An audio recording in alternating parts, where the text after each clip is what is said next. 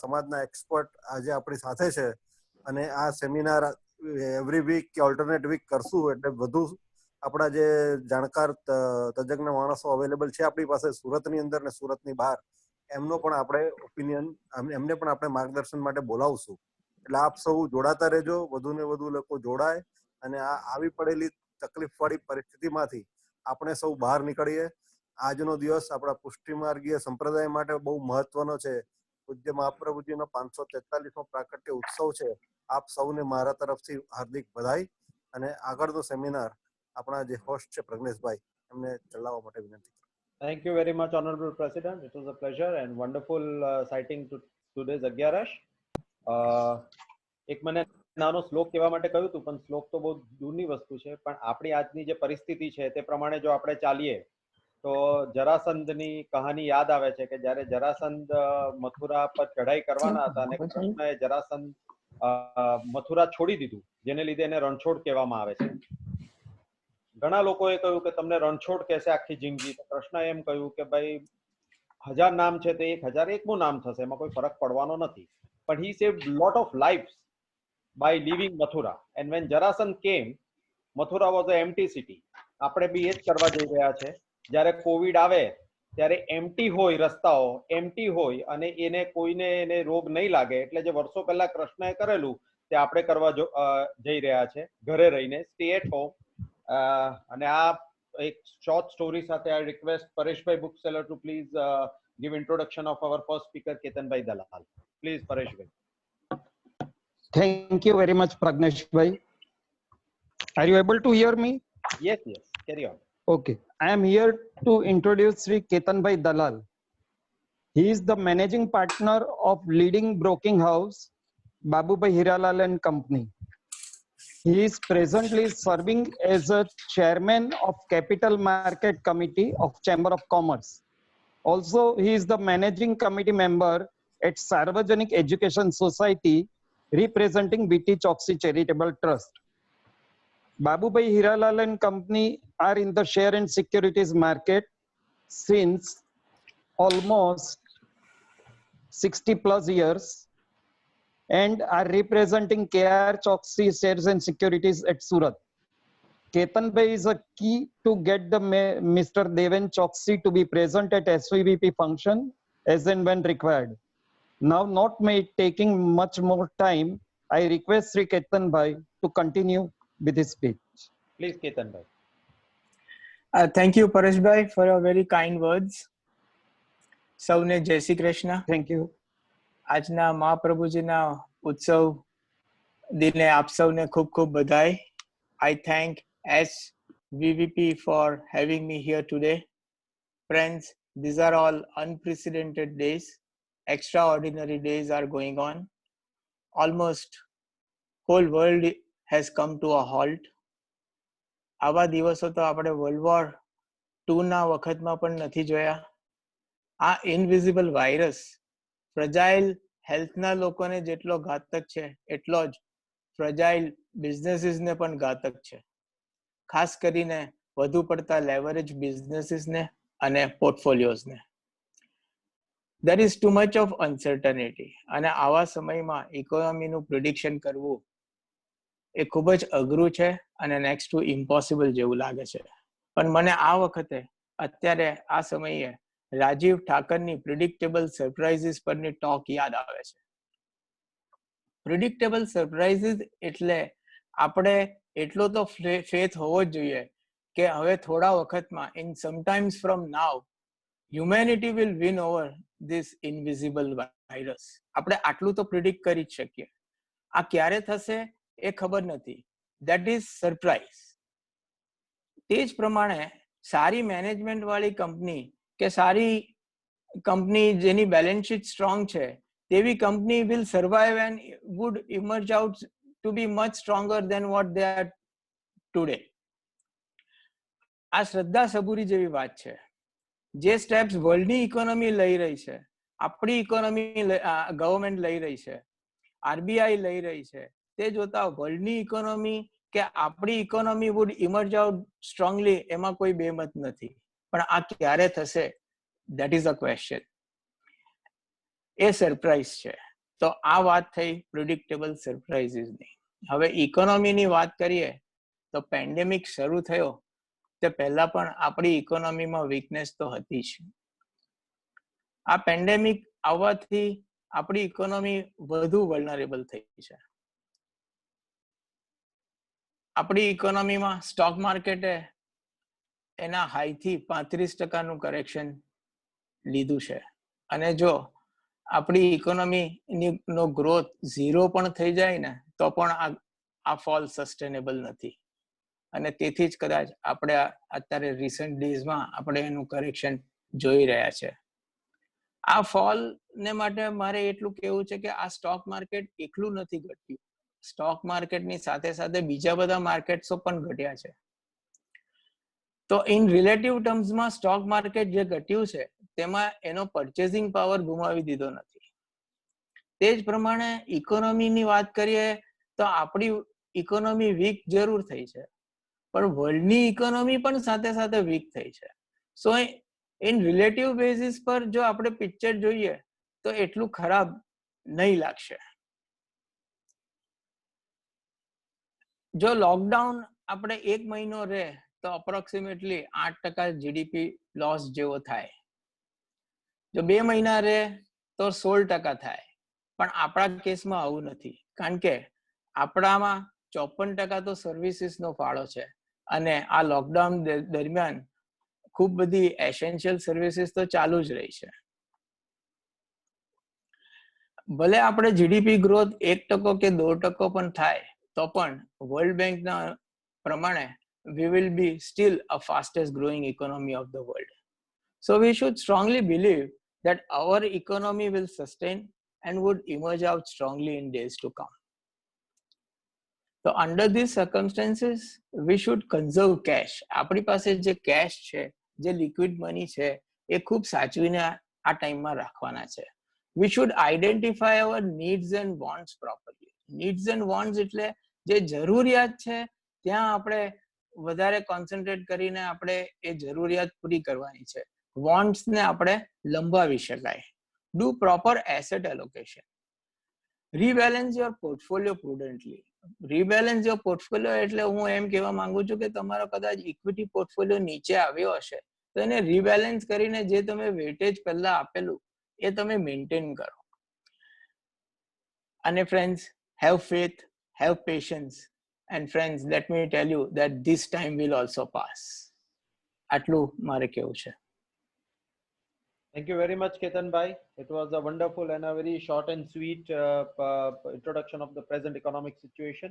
Now I request one Mehta, that is Manish Mehta, to please introduce the other legendary Mehta, that is Hetal Mehta. Manish Bhai, if you are here. Manish Bhai.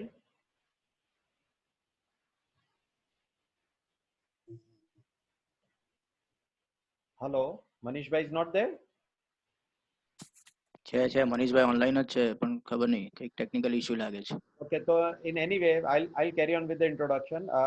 Hetal Bhai, as we all know, is a very legendary businessman. He is the past president of Chamber of Commerce and Industry, associated with numerous industries and associations. And એમનું actual તો ચેમ્બરમાં જ્યારે president હતા અને subsequent year અત્યારે પણ એમની જે પહોંચ છે, એમની જે એનાલિસિસ છે અને એમની જે કોન્ટેક્ટ છે, that has been wonderful people, and he is always known for his excellentary power of analyzing a person, analyzing a situation, and analyzing all his contacts in the best possible manner. So I request Hetal Bhai Mehta to please give his speech. Please, Hetal Bhai. Namaste, thank you very much, and Jai Shri Krishna to all. Pragneshbhai એક્સટેમ્પો ઘણું બધું કહી જાય એમ છે અને પ્રજ્ઞેશભાઈને કોઈ પહોંચી વળે એમ પણ નથી એ બાબતમાં. એટલે પ્રજ્ઞેશભાઈ ટૂંકમાં ઘણું બધું કહી દીધું, કદાચ એ વધારે પડતું પણ હતું. Thank you very much Pragneshbhai. મિત્રો, આજનો જે વિષય છે એ ઓપોર્ચ્યુનિટીઝ એન્ડ ચેલેન્જીસ પોસ્ટ કોવિડની વાત આપણે કરવાના છીએ અને એમાં મારે પર્ટિક્યુલરલી મેન્યુફેક્ચરિંગ સેક્ટરની વાત કરવાની છે. પરંતુ જ્યારે આપણે આવી પરિસ્થિતિમાં હોઈએ ત્યારે આપણે હંમેશા ઓપોર્ચ્યુનિટીની જ વાત કરવી જોઈએ. ચેલેન્જીસ તો અત્યારે ઓલરેડી છે જ આપણી સામે, અને એ ચેલેન્જીસ માટે કઈ કઈ ઓપોર્ચ્યુનિટી છે, that is more important for all of us. હવે આજે જ્યારે તમે પોલિટિકલ સિનેરિયો જોશો ઇન ધ વર્લ્ડ, કે ચાઇના ની જે પોઝિશન્સ છે, અમેરિકા, જાપાન, યુરોપ, જે દરેક લોકો ચાઇનાનો આજે બોયકોટ કરવાની પરિસ્થિતિમાં છે, બોયકોટ કરી રહ્યા છે, તો આ સ્થિતિના આનો સૌથી વધારે લાભ કોણ લઈ શકે દુનિયામાં? એટલે અત્યારે જ હમણાં ગઈકાલે જ અમારે ચર્ચા થતી હતી, તો એમાં 4-5 ઇમર્જિંગ કન્ટ્રીના નામ આવે એમ છે. સૌથી પહેલું નામ જે આવે છે એ ઇન્ડિયાનું નથી. સૌથી પહેલું નામ જ્યારે જાપાન અને યુરોપની વાત કરીએ તો they are talking about Vietnam, Malaysia, Taiwan, India and Brazil, એમ 5 કન્ટ્રીના નામ એ લોકો બોલી રહ્યા છે. હવે આપણે કેટલા પ્રોએક્ટિવ છે, આપણી ગવર્મેન્ટ કેટલી પ્રોએક્ટિવ છે, એના ઉપર આપણો બધો આધાર રહેશે. કારણ કે ચાઇના જે લેવલે છે એ લેવલે આમાંથી કોઈ પણ કન્ટ્રી નથી, અને કોઈની એ તાકાત પણ નથી કે ચાઇનાના એ સ્કેલ પર આપણે પહોંચી શકીએ. આજે ચાઇનાની ઇકોનોમી ઇઝ ઓલમોસ્ટ $15 trillion, એની સામે India is somewhere around $3 trillion. So gap is too big, અને આટલો મોટો ગેપ બ્રિજ કરવા માટે આપણી પાસે આપણી એ સ્કેલ પણ નથી, એ ઇકોનોમી પણ નથી, એ માઇન્ડસેટ્સ પણ નથી, પણ ઓપોર્ચ્યુનિટી છે. એટલે આપણે ઓપોર્ચ્યુનિટીને કઈ રીતે કન્વર્ટ કરીએ under the manufacturing sector, under the GDP sector, કઈ રીતે એનો ઉપયોગ કરી શકાય, એની થોડી ચર્ચા આપણે કરી શકીએ. અત્યારે જે સ્કેલ ચાઇનાનું છે મેન્યુફેક્ચરિંગનું, કે વોલ્યુમ એની પાસે જે છે પ્રોડક્શનનું, એ મેન્યુફેક્ચરિંગ અને પ્રોડક્શન લેવલે પહોંચતા આપણને હજી ઘણી વાર લાગશે. માનો કે આપણે અમેરિકા અને યુરોપ એમ કહે છે કે નહીં, we want to do the work with India, અને ઇન્ડિયાને એ કામ આપે છે, તો એ વોલ્યુમ અને એ સ્કેલ માટેનો ફાઇનાન્સ ક્યાંથી લાવીશું આપણે? એ મોટો સવાલ આવશે. કારણ કે ટોટલ ઇકોનોમી આપણે $3 trillion છે, China $15 trillion, America $16 trillion, and Europe and all 6 to 7 trillion dollar, Germany particularly. તો આ ઇકોનોમીને આપણે મેચ કરવી હોય તો આપણે એટલીસ્ટ 3 trillion થી 5 trillion નું જે મોદી સાહેબનું સપનું છે તેના પર તો કદાચ આ ઓપોર્ચ્યુનિટી આપણને બહુ મોટી મળી કહેવાશે, અને એ આપણે 100% એચીવ કરી શકીએ. આમાં જે આપણને જરૂરત છે હવે એમાં વધારે મહેનત કરવાની, એ એક જ આવશે કે how we can go at that scale of finance. એટલે એમાં સૌથી મોટો રોલ ગવર્મેન્ટનો રહેશે, બેન્કિંગ સેક્ટરનો રહેશે, એનબીએફસી એટલે પ્રાઇવેટ બેન્કિંગ, પ્રાઇવેટ ફાઇનાન્સ સેક્ટરનો રહેશે, અને એ બધું કર્યા પછી બી જે આપણામાં ખૂટશે મેન્યુફેક્ચરિંગમાં એ છે એફિશિયન્સી. આપણે આપણી એફિશિયન્સી પ્રોડક્શનની ઇમ્પ્રૂવ કરવી પડશે. જો એફિશિયન્સી ઇમ્પ્રૂવ થશે તો ઓટોમેટિકલી કોસ્ટ ડાઉન થશે, અને that gap will be again little narrow down. Second જે આપણી પાસે ચેલેન્જીસ આવશે, ધેટ ઇઝ કોલ્ડ ટેકનોલોજી. ટેકનોલોજીમાં એવું બની શકે કે જ્યારે જાપાન, યુએસએ કે આપણે યુરોપ જો આપણી જોડે જોડાય તો ટેકનોલોજી ટાઈઅપ ઇઝ પોસિબલ. એ લોકોની કંપનીઓ જ આપણે ત્યાં આવે, વેન દે આર કમિંગ, તો કદાચ ફાઇનાન્સ પણ આવે, ટેકનોલોજી પણ આવે, અને સિસ્ટમ પણ આવે. તો એ સૌથી મોટો ફાયદો છે. એટલે સૌથી મોટો જે આપણે લાભ લેવાનો છે એ આપણે technology tie-up, collaboration, joint venture, આ બધી ઓપોર્ચ્યુનિટી આપણા માટે અત્યારે બહુ મોટી છે. અને આ ઓપોર્ચ્યુનિટી માટે જ અમે લોકોએ ભારત સરકારને પણ એવું રજૂઆત કરી છે કે ભાઈ અત્યારે જે રીતે ચાઇનાએ છેલ્લા 20 વર્ષમાં દુનિયાના દરેક દેશમાં એમના માણસો મૂક્યા હતા, અને કયા દેશને કયા પ્રકારની પ્રોડક્ટની જરૂર છે એનો સર્વે કરીને સ્ટડી કર્યો હતો, એવું એક સ્ટડી હાલની તબક્કે આપણી ઓલરેડી ઓવરસીઝમાં દરેક જગ્યાએ આપણા એમ્બેસી છે અને ટ્રેડ કાઉન્સિલ પણ છે. ટ્રેડ કાઉન્સિલર એનો જો અભ્યાસ કરે અને જો આપણને મોકલે તો કદાચ આપણે એનો સૌથી સારો લાભ લઈ શકીએ એમ છીએ. એના પછી જે આપણા માટે ઇમ્પોર્ટન્ટ મુદ્દો આવશે એ ક્વોલિટી અને કન્સિસ્ટન્સીનો આવશે. પણ જ્યારે આપણે ટેકનોલોજી ટાઈઅપ કે જોઈન્ટ વેન્ચર કરીશું તો automatically system will be develop, અને ક્વોલિટી અને કન્સિસ્ટન્સી આપણે ઊભા કરી શકીશું. અને જે સૌથી વધારે મહત્વની જરૂર છે એ આપણા માઇન્ડસેટ્સને અપગ્રેડ કરવાની. કારણ કે આજે બી આપણો માઇન્ડસેટ લોકલ જ છે. આજે માનો કે હું એક પ્રોડક્ટ ઉધનામાં બનાવતો હોઉં તો હું નવસારી વેચવા જતો નથી. મારું ઉધનામાં ખપી જાય છે ને મારે શું કામ છે નવસારી જવાનું. આપણા આ માઇન્ડસેટ્સમાં છે. એની સામે તમે તાઇવાન, કોરિયા જેવી કન્ટ્રીનો જો વિચાર કરો તો હું તમને એક એક્ઝામ્પલ આપું. આપણે માનો કે આ ચશ્માની ફ્રેમ છે. આપણે ત્યાં ઉધનામાં આપણા મિત્ર ચશ્મા બનાવે છે, એમને હું ઘણી વાર પૂછું તો કેટલી ફ્રેમ બનાવી કે રોજની 100 ફ્રેમ બને છે. એમ ગુડ ક્યાં વેચો છો તો કે ભાઈ એક લાલ દરવાજા મોકલું છું, પછી ભાગળ પર જાય છે, પછી વેસુ દુકાનમાં જાય છે, અલગ અલગ જગ્યાએ જાય છે. હવે આ ચશ્માની ફ્રેમ જો તાઇવાન કે કોરિયા બનાવતું હોય તે શું વિચાર કરે? એ રોજની 1 લાખ પીસ બનાવવાનો વિચાર. એટલે એ માઇન્ડસેટ્સમાં આપણે જવું પડશે કે આપણે દુનિયાને માલ આપવાનો છે, આપણે આપણા લોકલ માર્કેટથી સંતોષ નથી રાખવું. જો એ માઇન્ડસેટ્સ આપણો ડેવલપ થાય તો કદાચ આપણે આપણું મેન્યુફેક્ચરિંગ સેક્ટર, આપણો જીડીપી, આપણો ગ્રોથ બધું જ ઓટોમેટિકલી વધશે. આ મુદ્દાની વચ્ચે જો આપણે વાત કરીએ તો હવે આને પહોંચી કઈ રીતે વળાય? માનો કે આપણે મેન્યુફેક્ચરિંગ કરવું છે પણ આપણી પાસે એ લેવલનું ઇન્ફ્રાસ્ટ્રક્ચર નથી, તો આપણે શું કરવું જોઈએ? એમાં પણ આપણે ગવર્મેન્ટને સજેશન્સ મોકલીએ છીએ અને સપોર્ટ પણ લઈએ છીએ એમનો કે આપણે પ્રોડક્ટ વાઇઝ વર્ચ્યુઅલ ક્લસ્ટર બનાવીએ. આજે સૌથી મોટો આપણો પ્રોબ્લેમ શું છે કે આપણી પાસે કોઈ પણ પ્રકારના ડેટા નથી. મેં તમને ચશ્માનો એક્ઝામ્પલ આપ્યો. ડુ વી હેવ ડેટા કે ભાઈ સુરતમાં કેટલા ચશ્માના મેન્યુફેક્ચરર છે, સુરતમાં છે તો ગુજરાતમાં કેટલા છે, ગુજરાતની તો ઇન્ડિયામાં કેટલા છે, બધા મળીને કેટલું પ્રોડક્શન કરે છે અને શું ડિમાન્ડ છે અને શું સપ્લાય છે, એવો કોઈ ડેટા આપણી પાસે હોતો નથી. એટલે જ્યારે આપણે આવું કંઈક કરવું હોય તો આપણે ઓર્ગેનાઇઝ થવું પડે. દરેક નાની ઇન્ડસ્ટ્રીએ પણ ઓર્ગેનાઇઝ થવાની જરૂર છે. એને ઓર્ગેનાઇઝ કરવા માટે આપણે એક વર્ચ્યુઅલ ક્લસ્ટર બનાવીએ. એ વર્ચ્યુઅલ ક્લસ્ટર પ્રોડક્ટ વાઇઝ બની શકે અથવા તો તમારે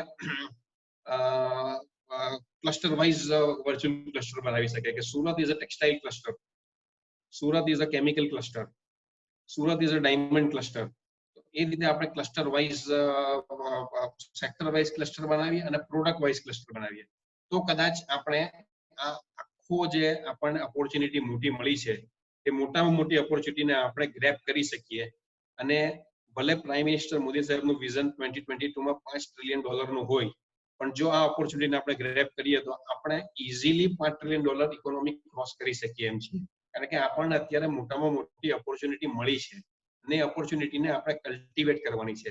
ખાલી જે આપણા 3-4 જે મુદ્દા છે, મેં આપને એકવાર કહ્યું એ મુજબ કે ભાઈ scale or volume of production, finance, technology, work efficiency, quality and local minds, આપણે જો ભેગા મળીને 5 મુદ્દા પર કામ કરીએ તો કદાચ આપણે આરામથી આ જે આપણી ઓપોર્ચ્યુનિટી મળી છે એને ગ્રેબ કરી શકીએ.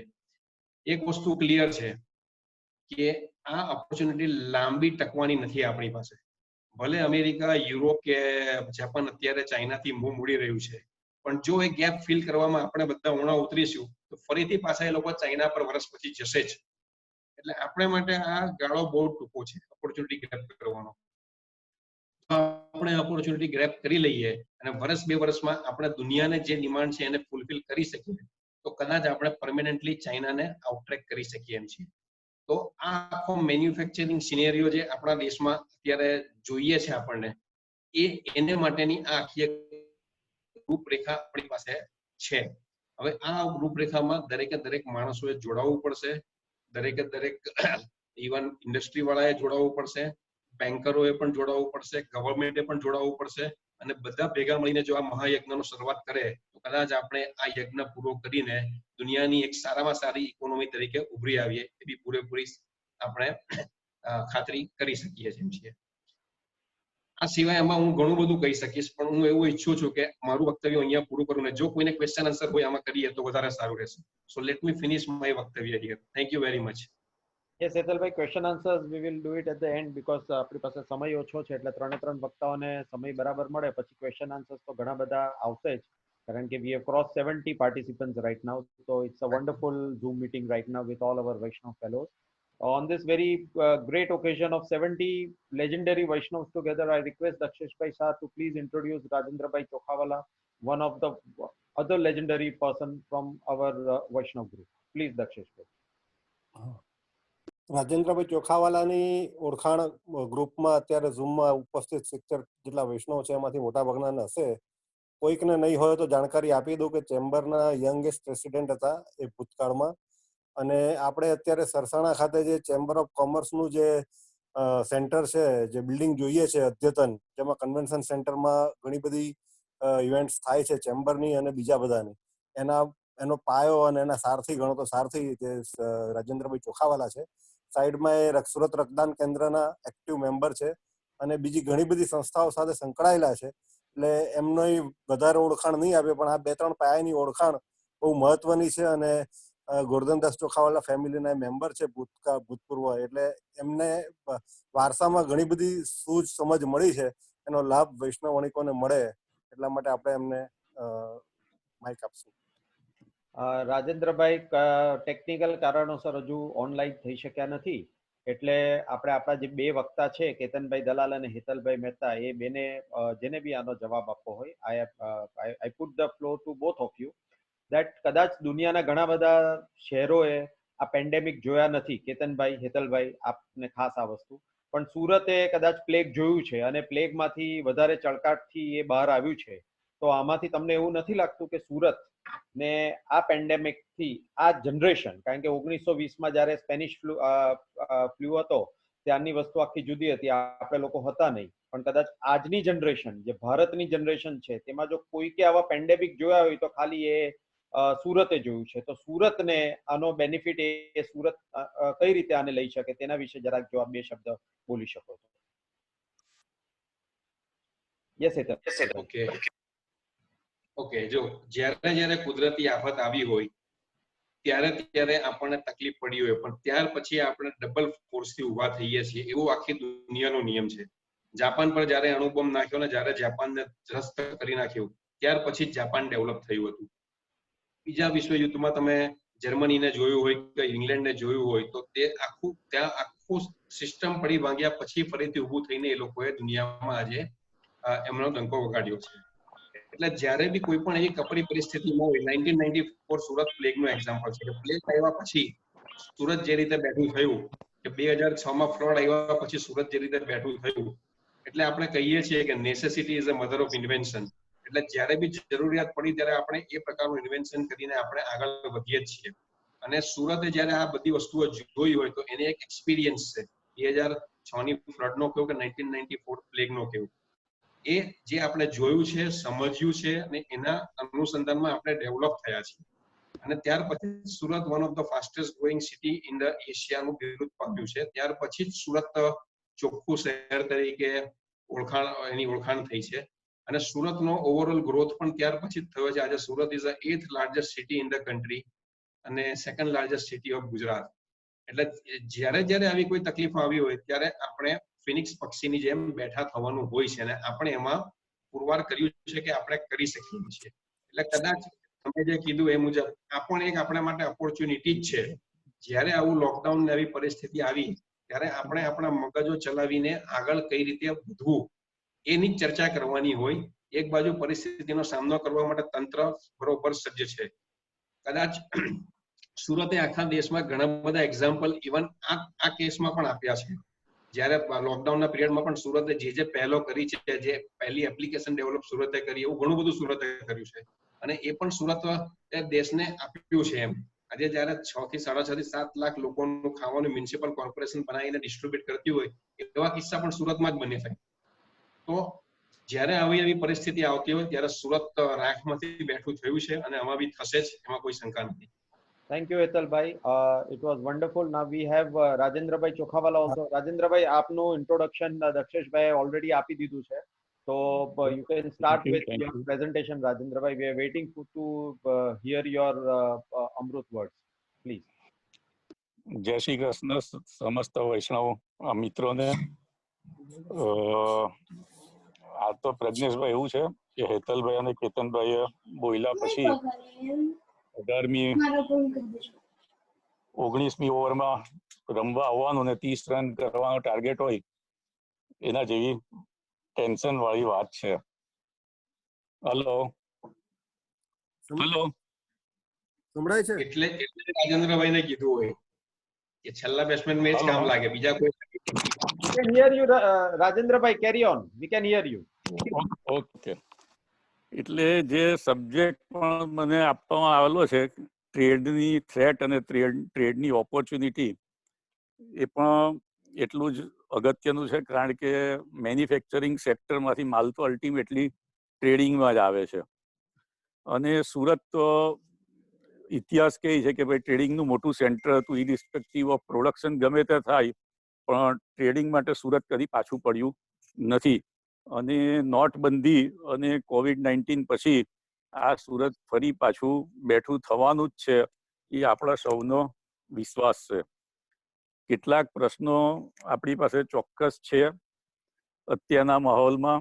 કેતનભાઈએ કહ્યું હશે, અને ગઈકાલે RBI ગવર્નર કે IMF પણ કહ્યું કે ભાઈ GDP 1.9 પ્રોજેક્શન છે ચાલુ વર્ષમાં, અને ત્યાર પછી ફરી પાછા આપણે 7% પર પહોંચવાના છે. હવે 2%ની અંડર GDP હોય એ સંજોગમાં શું આપણા અર્થતંત્રની, વેપાર ઉદ્યોગની શું પરિસ્થિતિ થાય? લાર્જ સ્કેલ હોય કે સ્મોલ સ્કેલ હોય, જ્યાં કન્ઝ્યુમર પાસે પૈસા જ નહીં હોય, ઇકોનોમિક એક્ટિવિટી જ નહીં હોય, તો basically people will strive for necessities. આપણે એક બહુ મુદ્દાની વાત સમજવાની છે કે આ ચાલુ વર્ષમાં હજી કોરોના લોકડાઉન પછી પણ મટી નથી જવાનો સંપૂર્ણ. જ્યાં સુધી કોઈ દવા શોધાય નહીં ત્યાં સુધી એની આવન જાવન રહેવાની છે. તો આ સંજોગમાં માણસે સૌથી પહેલા મૂડી બચાવવાની જરૂરિયાત રહેશે, અને નેસેસિટી પર જ ખર્ચ કરશે. કમ્ફર્ટ કે લક્ઝરી આઇટમ પર ખર્ચ નહીં થાય. એટલે આ એક પરિપ્રેક્ષ્યમાં આપણે ચાલુ વર્ષમાં આપણી બિઝનેસ એક્ટિવિટીનું પ્લાનિંગ કરવું જોઈએ. ઓપોર્ચ્યુનિટી તરીકે આમાંથી કઈ રીતે આપણે લઈ શકીએ શોર્ટ ટર્મ અને લોંગ ટર્મમાં, એ દરેક વ્યક્તિની વિઝન અને એની દ્રષ્ટિ પર છે. કોઈ ઓપોર્ચ્યુનિટી સામેથી કહેતું નથી કે આની ઓપોર્ચ્યુનિટી છે. સુરતના જ 2 ઇન્ડસ્ટ્રીયાલિસ્ટોએ પોતે વેન્ટિલેટર બનાવ્યા, કિશોરભાઈ માલદાર અને સજાનંદ ટેકનોલોજી વાળા. તો એમને કોઈ કહેવા નહીં ગયેલું હતું. દે ઇમિડિયેટલી સેન્સ, જેવો કોરોનાને સમાચાર ચાઇનાથી આવ્યા અને આખા વિદેશમાં પણ જે ફેલાવો થવાની શરૂઆત થઈ, એટલે એમણે તરત જ એ પ્રોજેક્ટ હાથમાં લઈ લીધો. આજે લોકો માસ્ક બનાવવા દોડે છે, પણ જો કદાચ એડવાન્સમાં આનું પ્લાનિંગ થયું હતું તો આજે ઇન્ડિયામાં આની શોર્ટેજ નહીં પડતી અને વિદેશમાં પણ આપણે આને વેચાણ કરી શકીએ. એટલે ઓપોર્ચ્યુનિટી ગમે એટલી મુસીબતમાંથી પણ ઓપોર્ચ્યુનિટી સેન્સ કરવી એ આપણી પોતાની વ્યક્તિગત કેપેસિટીની વાત છે. આજે દાખલા તરીકે કહીએ કે તમે એમ ઉકાળોનું પેકેટ બનાવીને વેચો છો, જેમાં હળદર છે, સુવા છે, જિંજર છે, અને માર્કેટિંગ સારી રીતે કરી શકો કે તમને 90% રક્ષણ આપે છે, અને કદાચ 50,000 કસ્ટમર રોજના તમે રજીસ્ટર્ડ કરો અને 10 રૂપિયાનું પડીકું વેચો તો પણ 5 લાખ રૂપિયા રોજનું ટર્નઓવર થાય. તો આ એક ઓપોર્ચ્યુનિટી ઊભી કરવાની વાત છે, અને એને માટે આપણે સતત પ્રયત્ન, સતત વિચારશીલ અને નવી દિશામાં વિચારવું એ બહુ જરૂરી છે. તો તમને આપોઆપ ઓપોર્ચ્યુનિટી દેખાશે. બાકી જે રૂટીન ઉદ્યોગો છે આ સુરતના, ટેક્સટાઇલ ટ્રેડ અને diamond trade. Diamond 90% international business પર નિર્ભર છે. USA, યુકેમાં હજી આ પરિસ્થિતિ ઠાળે પડવાની નથી, એટલે આખું વર્ષ એમને માટે શું બનાવવું અને બનાવીને કેવી રીતે વેચવું એ પ્રશ્ન ટ્રેડ માટે રહેવાનો જ છે. આજે બપોરના જ અમે ટેક્સટાઇલ પાર્કોમાં થોડાક યુનિટો સાથે સર્વે કર્યો. કલેક્ટર નેક્સ્ટ વીકથી ચાલુ કરવા માટે કહી છે ટેક્સટાઇલ પાર્કોમાં યુનિટો. તો 90% યુનિટો એમ કહ્યું કે અમને ચાલુ કરવામાં રસ નથી, કારણ કે માલ બનાવશું તો કોને વેચશું?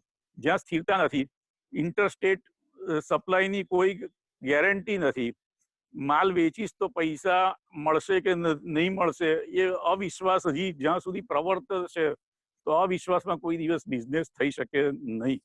એટલે આમાંથી બહાર નીકળવા માટે એક્ઝિસ્ટિંગ વેપાર ખૂબ કાળજીપૂર્વક કરવો પડશે, મિનિમમ ઓવરહેડ્સથી કરવો પડશે, અને જેમ જેમ સ્થિરતા આવતી જશે, જેમ જેમ વિશ્વાસનું વાતાવરણ થતું જશે, આપણે સરકાર પાસે મેમોરેન્ડમ મોકલીએ છીએ, પર્સનલીને માંગણી કરીએ છીએ, પણ સરકારમાંથી અનુભવ કે છે કંઈ આવવાનું નથી. અને સરકારના વેપારીના માઇન્ડસેટ તો કદાચ બદલાશે, સરકારના માઇન્ડસેટ બદલાવાના નથી. જે હેતલભાઈએ વાત કરી એ માંગણીઓ વર્ષોથી ચેમ્બર કરતું આવ્યું છે, પણ આપણા ડીઆઈસીમાં માત્ર ને માત્ર રજીસ્ટ્રેશન અને સબસિડી સિવાય કોઈ કામ થતા નથી. આપણી પાસે કોઈ મેનેજરિયલ સ્કિલ વાળા કે ટેકનોક્રેટ જેવા સ્ટાફ જ નથી કે આપણને એ ક્લસ્ટર ડેવલપમેન્ટ માટે સપોર્ટ કરે. એટલે સરકાર પર ભરોસો રાખ્યા વગર પોતાની જાત પર કઈ રીતે આગળ વધી શકાય એને માટે જ માણસે વિચારવું પડશે. હવેનો જમાનો આખો ટેકનોલોજી બેઝ છે અને ટ્રેડર માટે તમે વિચાર કરો કે ઓલા કે ઉબેર કે એમેઝોન કે ફ્લિપકાર્ટ ક્યાં હતા, કયું એમનું મેન્યુફેક્ચરિંગ છે, કયું ઇન્વેસ્ટમેન્ટ છે, ક્યાંથી ક્યાં નીકળી ગયા. આજે બિલ ગેટ્સ પાછળ થઈ ગયા અને એમેઝોનના સીઈઓ નંબર 1 ધનાઢ્ય પુરુષ થઈ ગયા. તો ટ્રેડિંગનો બહુ મોટો સ્કોપ છે. નાનામાં નાના વેપારીએ ટેકનોલોજીની વપરાશ કરવો પડશે. આજે આપણે એસવીવીપીની ઝૂમ પર મીટિંગ કરીએ છીએ, કાલે દક્ષેશભાઈ કહેશે કે હવે દિવાળીની ગ્રીટિંગ મીટિંગ્સ પણ ઝૂમ પર જ કરીશું. શાને માટે આપણે હોલ કરવા, પાર્કિંગના પ્રશ્નો આવે, આવવા જવાના ખર્ચ થાય, એ બધુંમાં નથી કરવું. આ નવી ટેકનોલોજી એક આ માહોલમાં ઉપયોગ કરતા થયા, કદાચ રિઝલ્ટ એવું આવે કે આના પર જ બધી મીટિંગો થઈ જશે. તમને બહુ નાનો દાખલો આપું. ગઈકાલે જ અમારે એક કંપની સાથે પ્રી બીડ મીટિંગ હતી, તો નક્કી કર્યું પ્રી બીડ મીટિંગ અને ટેન્ડરની પ્રાઇસ બીડ મીટિંગ હવે બધી મીટિંગ એપ પર જ કરવાનું નક્કી કર્યું. આગલે દિવસે આવે કે દિલ્હી આવી જાઓ, એ વાત જ હવે એમ કે ભૂલી જવાની. We will follow this practice. તો કાલે આ ઝૂમ કે આવા એપ છે ને કદાચ ચાર્જ કરતા થઈ જશે. It's a new opportunity to do the business. એટલે જે કંઈક માહોલ છે એ માહોલમાં મગજને આપણે દોડાવીને સતત પુરુષાર્થથી સતત ચિંતનથી આગળ જતા જઈએ અને કંઈક આપણે નવું કરીએ તો આપણે માટે એમાંથી પૈસા કમાવાની તક આવતી રહે છે, મળતી રહે છે. અને કદાચ એમાં નિષ્ફળ પણ જવાય કોઈક વાર, પણ હંમેશા નિષ્ફળ જવાતું એવું નથી. એમાં સતત પ્રયત્નશીલ રહીએ તો કંઈક ને કંઈક મળે છે. આજે એક નાનો ટ્રેડર છે, શાકભાજી અને અનાજ કરિયાણાની દુકાનવાળાએ આપણને આ માહોલમાં સાચવા છે 40 દિવસ. કદાચ એ થોડોક એપનો ઉપયોગ કરે. હું તમને કહું, જ્યારે 98માં હું જ્યારે પ્રમુખ હતો ને ત્યારે ઇન્ટરનેટ તો બોમ્બેના કનેક્શનથી ચાલતું હતું. મેં અમદાવાદની એક કંપની સાથે ટાઈપ કર્યું, ચેમ્બરની વેબસાઇટ બનાવી અને એકદમ કોસ્ટ ટુ કોસ્ટ 3,000-3,500 રૂપિયામાં બધાને વેબસાઇટ બનાવવા આપવાનું ઇન્ડસ્ટ્રીઝના ભાઈઓને માટે આપણે એક પ્રોજેક્ટ લીધો. ચેમ્બરની વેબસાઇટ સાથે દરેક વેબસાઇટ વાળાને કનેક્શન આપ્યું અને ચેમ્બરના સભ્ય હિન્દ વિંગ વર્ષ પ્રવીણભાઈ ચીકુસ પહેલો જ એમને દુબઈથી 33 લાખ રૂપિયાનો ઓર્ડર મળ્યો હતો. તો આ એક નવી ટેકનોલોજીના માધ્યમથી સક્સેસ સ્ટોરી કઈ રીતે અચીવ કરી શકાય એની એક નાનો સરખો આપણો અનુભવનો ચેમ્બરનો જ દાખલો હું આપું છું. એ જ રીતે આજે એક નાનો વેપારી પોતાના કસ્ટમર કોણ આવી ગયા એનું નામ, સરનામું, ફોન નંબર, ઈમેલ અને બર્થ ડેટ નોંધે અને એ નાનો કરિયાણાનો વેપારી એની જન્મ તારીખને દિવસે વિશ કરે, એની પ્રોડક્ટનું ઈ કેટેલોગ મોકલાવે, એને ઈ કેટેલોગ સાથે ડિસ્કાઉન્ટની સ્કીમની વાત કરે. તો હું નથી માનતો કે એ વરાછાનો ગ્રાહક પણ, જે હેતલભાઈએ કહ્યું, નવસારીનો ગ્રાહક પણ કેટલોગમાં પસંદ કરીને સચિનથી માલ કે ઉધનાથી માલ લઈ જાય. એમાં કોઈ હવે ટ્રાન્સપોર્ટેશન અને કોમ્યુનિકેશનના કોઈ બેરિયર્સ દુનિયામાં રહ્યા જ નથી. તમારી પાસે જેટલી ઇન્ફોર્મેશન છે, જેટલો ડેટા છે, એ ડેટાનો ઉપયોગ કરો, ટેકનોલોજીનો ઉપયોગ કરો, તો તમે હર હંમેશ બિઝનેસમાં આગળ વધવાના જ છો. આપણા વૈષ્ણવ ભાઈઓ માટે હું વાત કરું, જે આપણે એમ કહીએ, હેતલભાઈ વાત કરી કે ભાઈ સરકાર કંઈક આવો સર્વે અને ડેટા આપે કયા કન્ટ્રીમાં શું ડિમાન્ડ છે, ને એ બહુ આઈડિયલ સિચ્યુએશન. આ સરકાર કરવાની નથી. તમે થોડી સરખી ફી ભરો, તમને ઇમ્પોર્ટ એક્સપોર્ટ ડેટા, કયા કન્ટ્રીમાંથી કઈ વસ્તુ ઇમ્પોર્ટ થાય છે અને કયા કન્ટ્રીમાંથી કઈ વસ્તુ એક્સપોર્ટ થાય છે, એનું ઇન્વોઇસ નંબર, ક્વોન્ટિટી, ભાવ સહિત બધી જ વિગત એવરી મંથ તમને ઓટોમેટિક મળી જાય છે. એનો અભ્યાસ કરો, એમાંથી 4 પ્રોડક્ટ નક્કી કરો કે અમારે કઈ પ્રોડક્ટનું એક્સપોર્ટ કરવું છે અથવા કઈ પ્રોડક્ટનું ઇમ્પોર્ટ કરીને ઇન્ડિયામાં ટ્રેડિંગ કરવું છે. સવાલ છે આપણે કેટલા અપડેટ થઈએ છે. સરકાર તો થવાની જ નથી. આપણે અપડેટ થઈશું, 4 જણની સલાહ લઈશું, કોઈકના અનુભવનો લાભ લઈશું, ને એમાંથી જો આપણે સતત પ્રયત્નશીલ લઈશું તો ચોક્કસ કંઈક ને કંઈક સારું પરિણામ આપણે મેળવી શકીશું. આ જે એમેઝોન વાળો ની શરૂઆત તો આ જ હતી. વર્ષો પહેલા અમને કેપી કોમર્સમાં ભણવામાં આવતું હતું કે ભાઈ you name it, lords has it, will make it and you get it. તે દિવસે પણ ક્રેડિટ રેટિંગના આધારે એ લોકો એના કેટલોગ મોકલતા હતા અને યુએસએ માં બેઠેલો માણસ યુકે માંથી ખરીદી કરતો હતો. આ પરિસ્થિતિ આજે 30-35 વર્ષ પહેલા હતી, તો આજે તો દુનિયા બહુ જ બદલાઈ ગઈ છે. નાનામાં નાના માણસને ઇન્ટરનેટની ટેકનોલોજી ઉપલબ્ધ છે, દુનિયામાંથી ગમે ત્યાંથી માલ સોર્સ કરી શકે છે. ચાઇનામાં કે અમેરિકા બેઠેલા માણસને ખબર નથી કે આ નાગદેવી સ્ટ્રીટમાં બેઠેલો માણસ બાકડા પર ધંધો કરે છે. એ તો એને કોટેશન આપશે, પૈસાની સગવડ હશે તો માલ મંગાવી શકશે અને માલ વેચી શકશે. સવાલ છે આપણું સેટિંગ કઈ રીતે સક્સેસફુલ આપણે કરી શકીએ છીએ. એમાં ઊંડો અભ્યાસ કરીને આગળ ચાલીએ તો ગમે એવી મંદીમાં, ગમે એવી વિકટ પરિસ્થિતિમાં, જે પરિસ્થિતિ હોય એનો સામનો તો કરવાનો જ છે, પણ એ પરિસ્થિતિને ધ્યાનમાં રાખીને તમે ફ્યુચરનો પાયો ચોક્કસ મજબૂત કરી શકો. દિવ્ય ભાસ્કરના ચેરમેન માજી હવે તો નથી, એ રમેશભાઈ એકવાર ચેમ્બરમાં આવેલા હતા. ડેનિમનું એ મોટામાં મોટું પ્રોડક્શન કરતા હતા.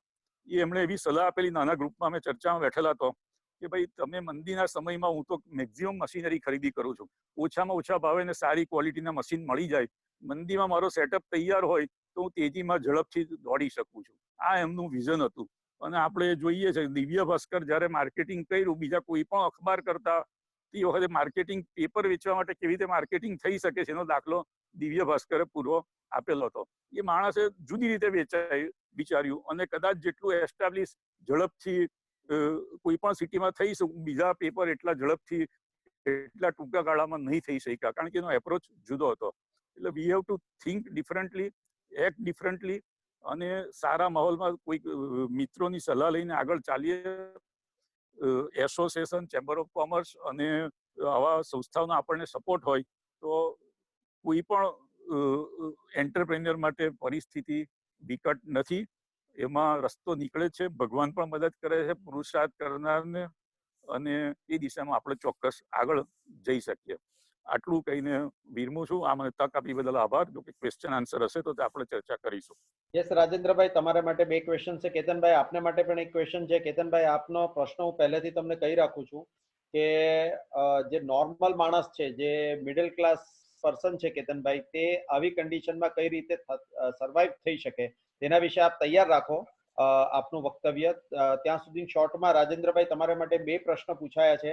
એક છે કે ઇમ્પોર્ટ એક્સપોર્ટનો જે ડેટાની આપે વાત કરી તે ચેમ્બર પડે મળી શકે છે, અને સેકન્ડ વસ્તુ એ છે કે શું વર્લ્ડ ચાઇના કરતા ઇન્ડિયાને હવે વધારે સારી રીતે જોશે, because China has lost its prestige in the world.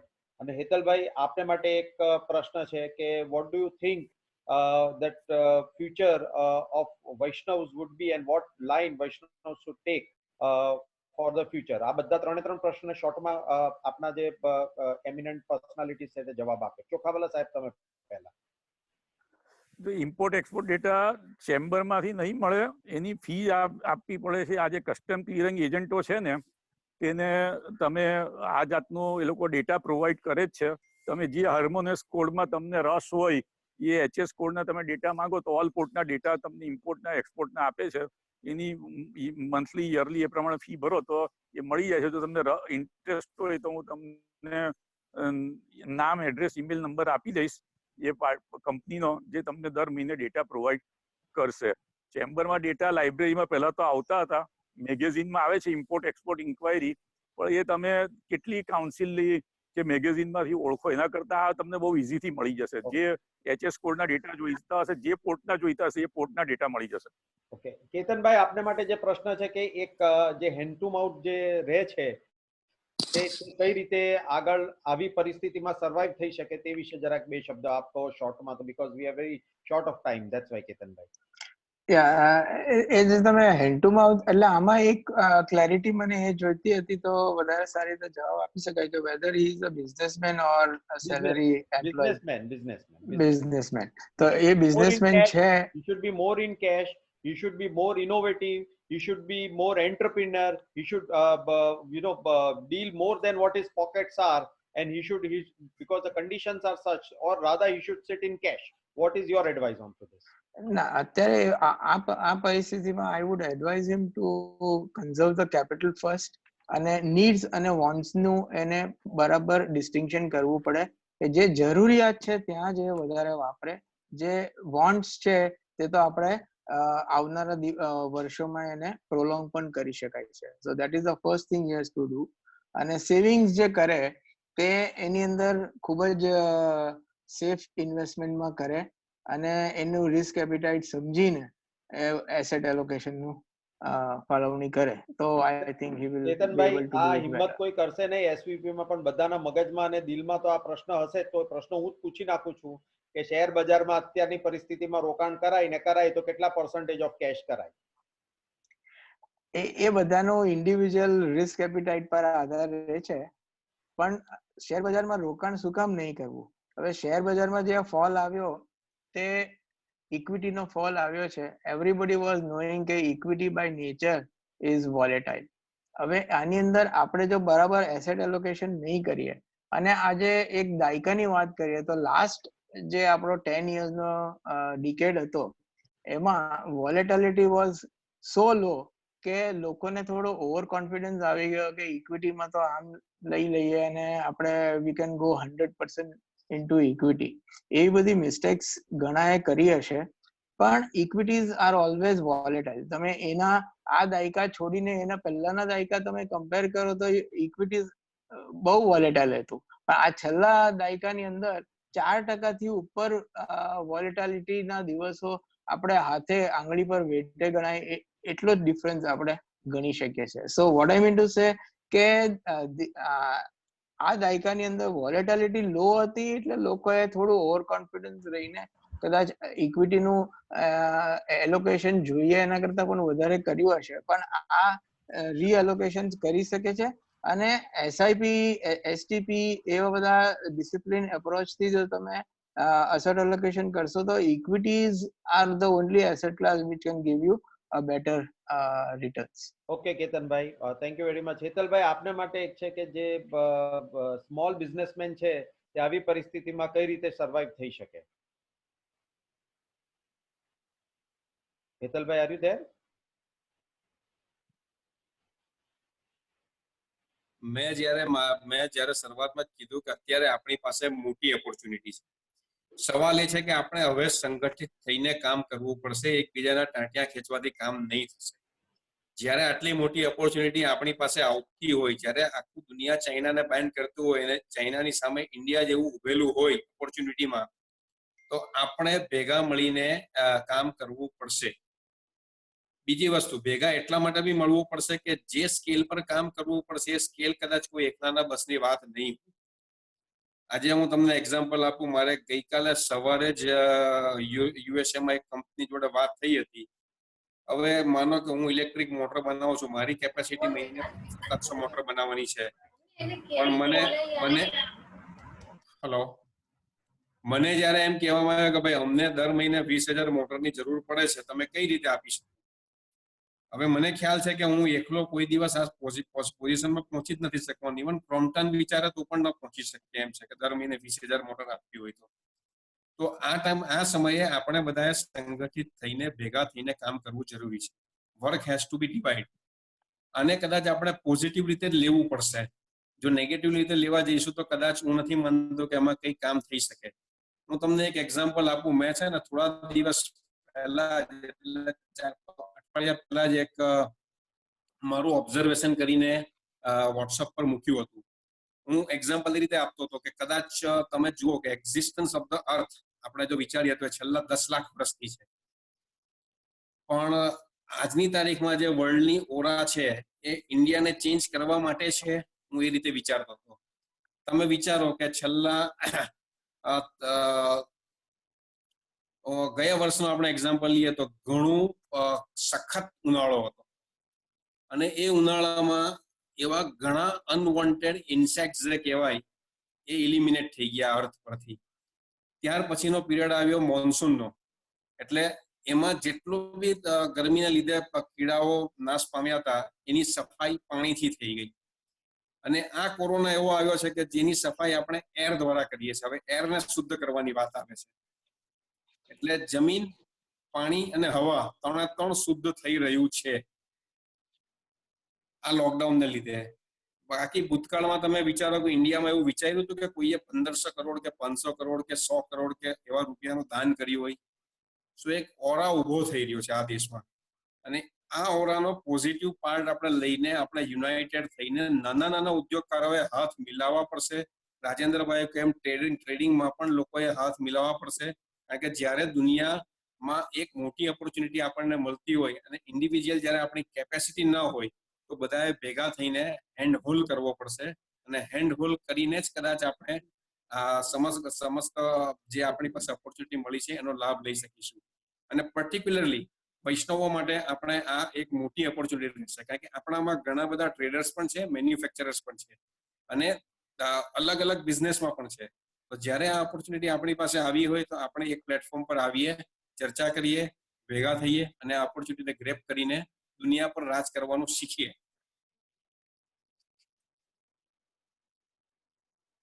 Hello. હેતલભાઈ, એક બીજો પ્રશ્ન છે તમારે માટે કે એક સર્વિસ માઇન્ડ છે, સર્વિસ માણસ છે, he is going to lose his job because of this. A Vaishnav, a person who is a middle class fellow, will be losing his job. So in such a situation, should he diversify into a small business, or should he stay or try to do his own business and not to take that much risk? There are 2-3 questions on service minded, and that has not been covered specifically. It is directed towards you. Okay, see basically service માઇન્ડેડમાં બી એવું છે કે એક mindset જો fix થઈ ગયું હોય એટલે તમારી એજ લિમિટ પર ડિપેન્ડ કરે છે. સ્ટીલ ઇફ યુ આર 30-35 ની આજુબાજુ હો, then you can definitely take a risk to do the business. But if you are about 35 and your mindset is set for the service, તો બિઝનેસમાં risk લઈ શકાય ખરું, પણ ચેલેન્જીસ બહુ બધી આવશે, એ ફેસ કરવાની તાકાત જોઈએ.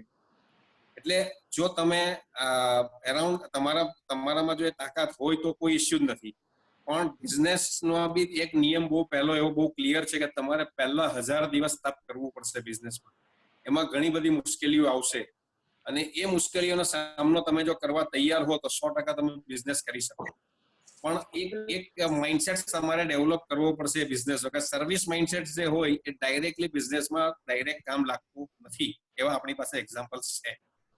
હેતલભાઈ, કદાચ 10 વર્ષ પહેલા કે 5 વર્ષ પહેલા આપણા વૈષ્ણવ એટલા બધા સંગઠિત નહીં હતા, એટલે ઘણા બની શકે કે સર્વિસ કમ્યુનિટી છે તે કદાચ નોન વૈષ્ણવોને ત્યાં સર્વિસ કરતા હોય કે બીજે કશે સર્વિસ કરતા હોય ને કદાચ એ લોકો અનવોન્ટેડ હોય. તો વોટ ડુ યુ પ્રિફર? આપણા પ્રેસિડેન્ટ સાહેબ દક્ષેશભાઈ બી સાથે છે, પ્રેમલભાઈ બી અહીંયા જ છે, ઘણા બધા જે હાર્ડવર્કિંગ વૈષ્ણવ છે એસવીપી ના તે અહીંયા જ છે.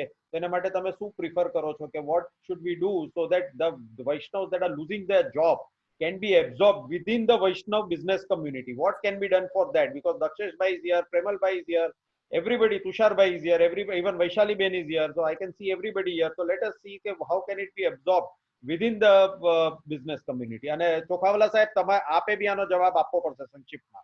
Definitely. See, basically, this is an opportunity again for us. આજે બિઝનેસમેન ને પણ રિક્વાયરમેન્ટ માણસોની છે જ, રાઈટ માણસો મળતા નથી.